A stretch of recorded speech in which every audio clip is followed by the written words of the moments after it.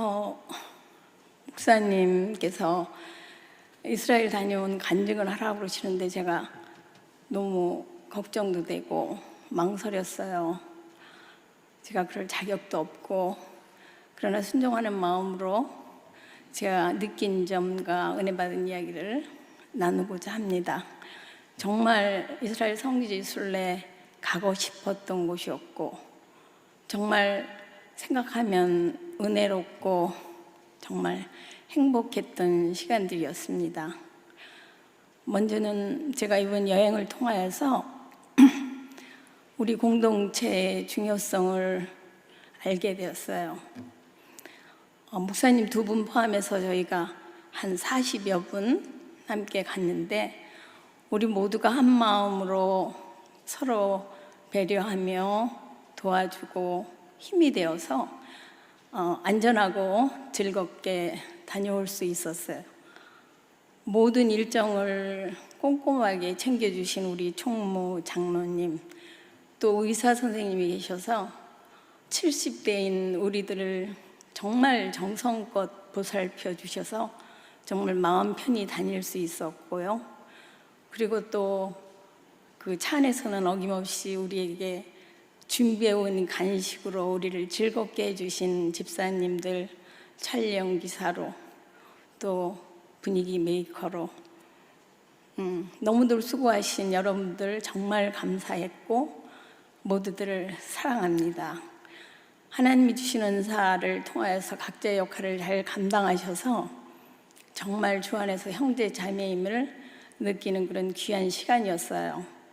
그리고 또 하나는 그 성경에 궁금했던 그런 장소들을 직접 보고 확인함으로써, 전에는 성경을 그냥 의무적으로 읽었다면 지금은 훨씬 재미있게 읽고 있어요. 막연했던 그런 내용들이 그 생생하게 다가오는 기쁨도 알게 되었습니다. 이스라엘은 작고도 큰 나라라고, 면적은 강원도보다 약간 큰 나라, 인구는 서울의 절반 정도, 아직도 분쟁이 끊이지 않는 그곳에 분명 비밀이 있고 하나님의 계획이 있을 것 같은 생각으로, 호기심에 가득 찬 마음으로 여행을 시작했어요. 처음에 우리가 간 곳은 지중해 연안에 있는 가이사라 항구, 사도 바울이 그 전도 여행 중 많이 들렸던 곳이며, 헤롯이 건설한 그 원형극장은 아직도 잘 보존되어서 잘 사용 중에 있다고 합니다. 그리고 해안선을 따라 올라가다 보면은 갈멜산, 아시죠? 엘리야와 바울 선지자가 대결한 곳 갈멜산 엘리야 기념교회를 보고, 또 갈멜산 끝자락에 보면 무깃도 아마겟돈이라고 하는 곳, 선한 왕 요시아가 안타깝게 전사한 곳이죠. 그리고 예수님의 고향 나사렛, 또 가나의 혼인잔치, 그런 것들을 보면서, 여러 곳을 보면서 가는 곳마다 그 성경의 이야기에 그 증거가 되는 것들, 아직도 생생하게 있는 그것이 너무 놀랍기도 하지만 당연하지만 또 신기했어요. 그런 것들을 보면서, 그래서 우리가 성경에 더 그런 것을 통해서 재미를 얻게 되지 않았나 생각이 됩니다. 다음으로는 예수님의 복음 선교의 중심지인 가버나움으로 갑니다. 이름만 들어도 알 수 있는 팔복교회, 오병이옥교회, 베드로 수익권교회, 그리고 베드로 장로의 집, 이런 것을 돌아보면서 우리가 여행객에 가장 인기 있다는 그 베드로 고기로 점심 식사를 하고, 오후에는 그 갈릴리 호수에서 선상 성찬식을 갖기로 했어요. 그래서 갈릴리 호수는 비교적 큰 호수였어요. 이스라엘에서 자연 경관이 가장 아름다운 곳이며 비교적 크지만 신비롭고 따뜻하고 표현할 수 없는 그런 따뜻함 같은 것을 느끼는 곳이었다고 기억이 됩니다. 갈릴리 호수에서 우리에게 우리를 구원하시기 위한 이 땅에 오신 예수님께서 이적과 기적을 행하시며 갈릴리 호수에서 풍랑을 잠잠케 하시고 무리를 걸으셨던 예수님, 그 현장에서 나를 구원하신 주님 앞에 성찬식을 드리는 것은 또 다른 감동이었어요. 하나님을 만난 것은 축복 중에 축복이고 나의 나된 것은 정말 하나님의 은혜입니다. 우리가 그런 마음으로 각자 믿음의 모양대로 몸으로 마음으로 하나님을 찬양하며 영광 올려드린 귀한 성찬식이었습니다.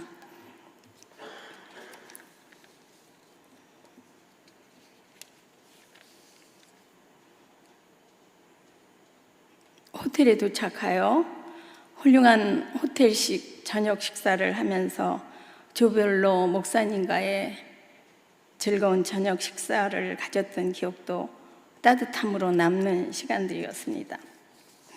다음 날 예루살렘을 향하여 가는 도중 한나가, 오늘 목사님 설교하신 대로 한나가 사무엘을 낳기 위해서 정말 간절한 마음으로 기도했던 실로라고만 생각했던 그곳을 가서 보니까 생각보다 너무 규모가 커서 놀랐어요.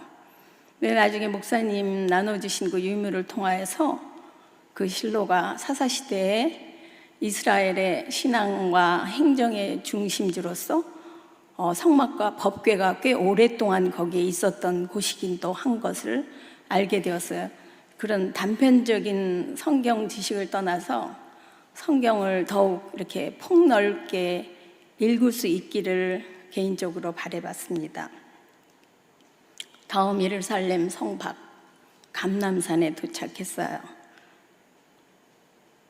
예수님이 나귀를 타고 눈물 흘리신 눈물교회, 잡히시기 전에 기도하셨던 겟세마네 교회, 승천교회, 세계 곳곳에서 모인 그 많은 관광객들로 인해서 발 디딜 틈 없고, 그리고 아랍 상인들을 조심해야 되는 그런 긴장감 속에서도 예수님이 그 예루살렘의 멸망을 아시고 눈물 흘리신 그 예수님의 마음을 생각해 봤습니다.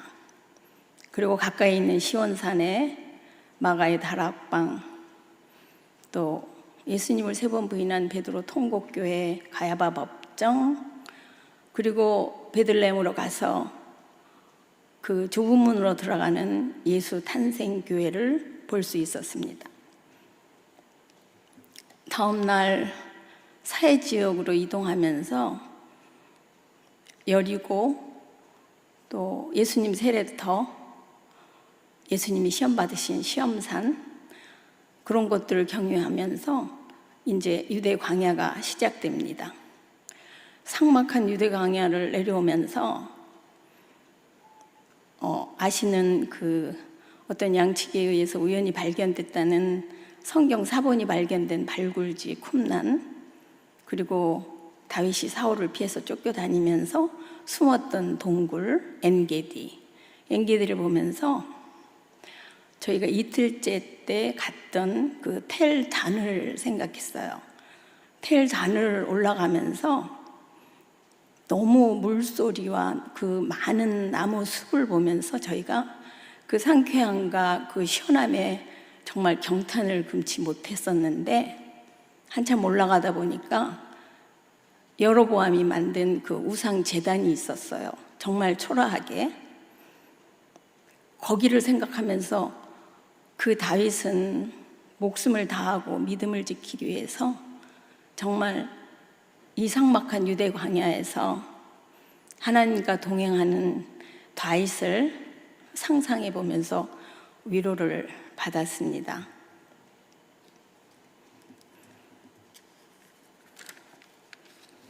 사회 체험을 하고 다음날 주일 예배를 준비하면서 쉼을 가졌어요.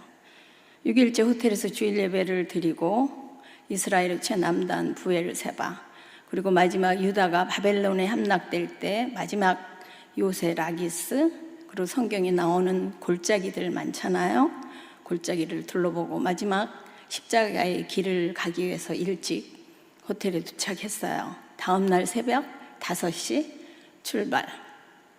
상인들이 많지가 않고 상점문을 열지가 않아서 굉장히 방해받지 않고 숙연한 마음으로 예수님 고난의 길을 묵상하면서 골고다 언덕을 오를 수 있었습니다.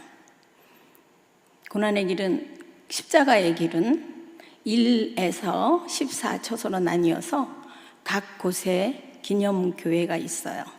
1에서 10초소는 빌라도 법정에서 채찍 맞으시고 조롱당하신 장소들, 그 다음에 11부터 성묘교회 안에 있었어요. 성묘교회 안에 11초소는 예수님이 십자가에 못 박히신 곳, 12초소는 돌아가신 곳, 13초소는 예수님이 시신을 올려놓은 돌, 14초소는 부활하신 곳. 이스라엘 성지 순례의 핵심은 예수를 믿는 우리에게는 이 십자가의 고난의 길을 걷는 것을 가장 사모하지 않을까 생각이 들어요. 그런데 제가 그곳에서 특별한 경험을 했습니다. 13처소에서 예수님의 시신을 올려놓은 돌 위를 만지는 순간